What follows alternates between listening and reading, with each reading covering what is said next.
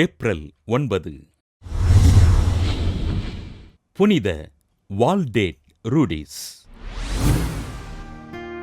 பெல்ஜியத்தில் வாழ்ந்த வால்பர்ட் பெற்றில்லா பெற்றோருக்கு கிபி 7ஆம் நூற்றாண்டில் பிறந்தார் வால்டேட் ரூடிஸ்.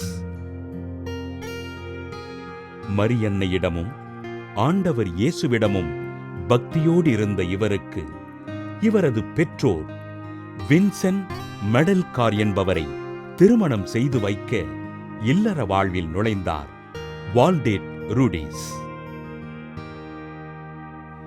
4 குழந்தைகளுக்கு தாயான வால்டேட் ரூடிஸ் தன் கணவருடன் இணைந்து எளிய மக்களுக்கும் ஆதரவற்றோருக்கும் உதவிகள் செய்து ஆண்டவரின் நற்செய்தியினை அறிவித்தார்.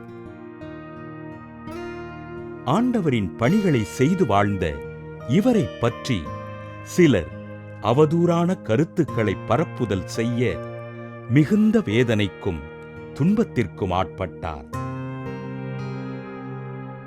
இறை பக்தியில் சிறந்திருந்த இவரது கணவர் துறவியாக வாழ்வதற்கு விருப்பம் தெரிவிக்க வால்டேட் ரூடிஸ் இதனை முழுமனதோடு ஏற்றுக்கொண்டு அதற்கான ஏற்பாடுகளை செய்தார்.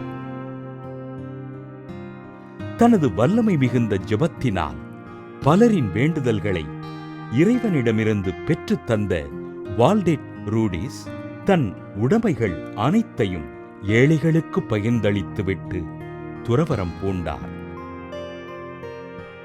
தன் வாழ்நாள் முழுவதும் துயரத்தினை அனுபவித்து பிறரை மன்னித்து வாழ்ந்த வால்டேட் ரூடிஸ் கிபி 688ஆம் ஆண்டு இறைப்பதம் சேர்ந்தார்.